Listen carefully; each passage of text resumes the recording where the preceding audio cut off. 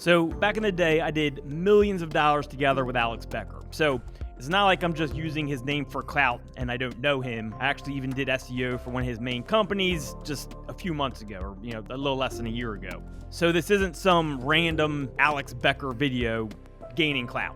And the main thing I'm going to teach you in this video is how Alex Becker is so successful and how anyone else, including you, can do the same. So it was back in like 2014, 2015, and Alex was the biggest affiliate for one of the products that I had. And the product did like $50 million in sales. And Alex alone probably did like 5 million of those sales, if not more. I mean, he's a complete beast. He was above people like Ty Lopez and Bob Proctor and other large names. So absolute monster, even back then. Now, after watching Alex kind of break away from me financially over the last 10 years or so, where he does way more than I do, back then we were around the same financially, right? Both being 7-figure earners. And of course, we've both grown since then, but he has definitely lapped me financially, and he now does, he's now like a 9-figure earner. And I already know exactly why he was able to do that and I wasn't, and I'm going to share that with you today. So this idea first came about when I got a recent comment on one of my videos. It was a video for beginners, and in the beginning I was trying to, build trust, and I told the viewers, look, I've done over $100 million in sales since I started online. Yeah, definitely douchey as shit, but you got to kind of establish some sort of credibility so people know who they're listening to. So hard to find that line between letting people know you've done it and being a complete douchebag. So if I come off as a douchebag, well, this is who I am now. I'm a douche. But here's what the person's comment said exactly. 100 million in sales, why are you here? With a laughing emoji. So basically what she was saying is you haven't done $100 million in sales or you wouldn't be doing this video. And look, I get it, right? I get the fact that she doesn't get it because I've been there. So I'm not knocking her at all. I'm being dead serious when I say this. She obviously has not had major success yet. Because if she had, she would have never made that comment because she would understand why I've done over $100 million in sales, but I'm still doing YouTube videos. The same reason that Alex Becker just sold one of his companies for $110 million and still does YouTube videos. It's one of the X factors for success. So when you're not yet financially successful, most people have the thoughts of like, yeah, I'm going to just make a shitload of money and then I'm going to retire. And I'm going to just do nothing. I'm going to lay on the beach and I'm going to sip cocktails. I'm just going to lounge all day. It's going to be awesome. And I might have even thought along those lines at some point, but I started realizing that that would probably never fully happen for me the more success that I got. And I can pretty much guarantee you that that will never fully happen for Alex Becker for the same reason. And it's one of the reasons that both Alex and I are so successful financially. And obviously, again, Alex is now way ahead of me financially, and I'll explain why in just a minute. And I won't speak for Alex, but I can almost guarantee you watching his journey that it's the same thing for me. And I've learned that the happiness is in the journey. The happiness is in the building. The happiness is in the productivity. It's not really the money that brings the happiness. Now, does it make things easier? Hell yeah. I don't have to worry about bills. I buy what I want when I want. I have a whole lot less anxiety, because I don't have to worry about money. But I think the major X factor that both Alex and I have figured out is that the secret to success is chasing the accomplishment, or really the dopamine hit. So when we complete a task as humans, dopamine is released.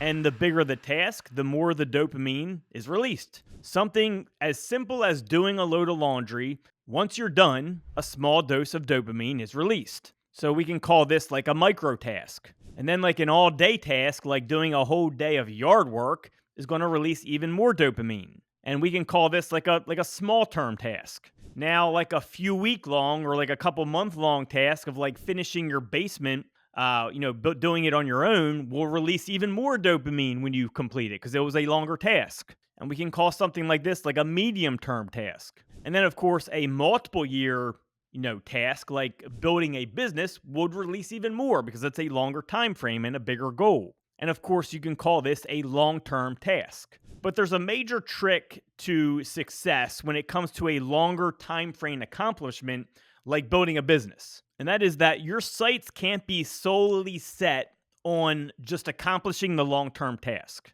You need those micro, small, and medium term tasks to kind of keep you going. And in my opinion, those micro and small tasks are actually the most important because that's what keeps you going on a day-to-day basis. That's what gives you kind of your feel-good stuff each day when you accomplish them.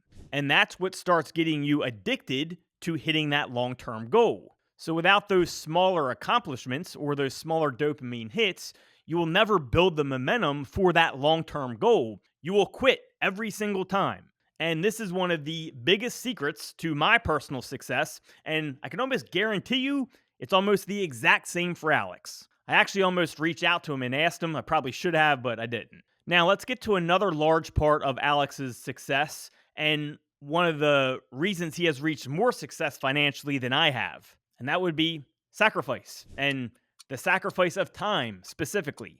Alex has sacrificed way more than I have to get to where he is. So if you don't know Alex Becker, many years ago, he actually moved into an empty house. If you do know him, you probably remember this. I remember seeing videos specifically of him living in an empty house as a millionaire and shooting videos on it. So I think most people saw that and they're like, why the hell would he do that? And immediately when I saw this, I knew exactly what he was doing. Zero distractions. Alex sacrificed everything to spend all his free time building his empire. And there's two major reasons that Alex is more successful than most other people. One is that Alex probably finds more joy in his work than other people do. Number two is that likely Alex puts financial success higher on his list of importance than most other people do. And obviously there's other factors, right? Alex is extremely smart, probably genius level, and that all plays a part of it as well. But I truly believe that the main reason is the sacrifice on his part. I have no doubt in my mind that right now I could also be worth 9 figures or close to it, but I chose a different path. I'm married with 3 kids and I work an average of a few hours a day. So obviously I have different goals at this point in my life. So for me to build 9 figures, I'd have to sacrifice a whole lot of time with my family for many, many years. And I'm just unwilling to do that because that would make me less happy. I can't get the time back where my kids are growing. I want to spend that time with them. And really, the end result of me making 9 figures instead of 7 to 8 range wouldn't change that much for me financially. I'd have more money, but it would do almost nothing for me additionally in any other way. And I want to make this very clear. I still chase money. More money is always a part of the goal. It's just what makes things fun in a way. It makes me push a little harder. Just not at the expense of certain sacrifices at this point in my life. And really, the sub goal of more money is just the journey and the accomplishments. Or, I guess you could say, the dopamine hits. But this brings me back to the comment that started this whole video idea. $100 million in sales and you're still here with a laughing face. Like, yeah, okay, you're right.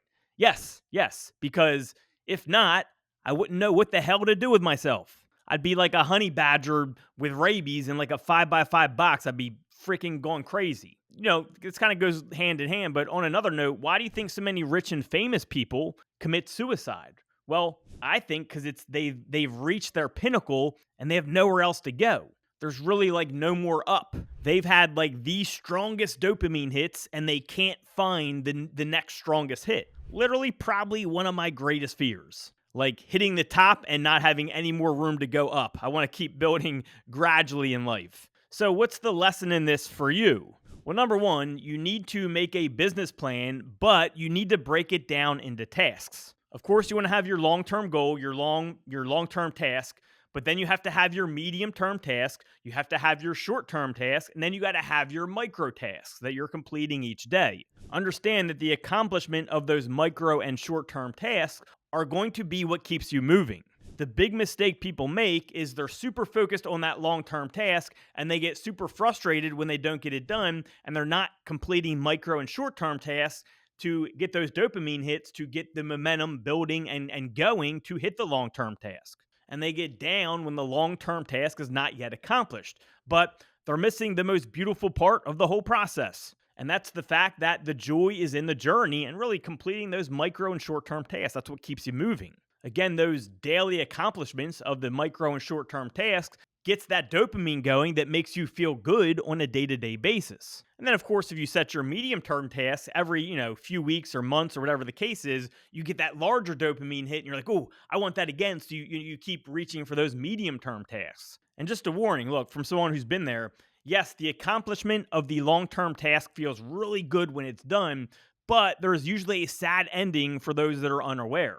The completion of the long term accomplishment does not lead to a lifetime of happiness. And likely, if you think that, you're probably going to end up in a depression after you complete your long term task. Because the money itself will definitely not make you happy. It can help if you continue on the right path. But without those daily accomplishments in your life or those daily dopamine hits, it means nothing in the long term.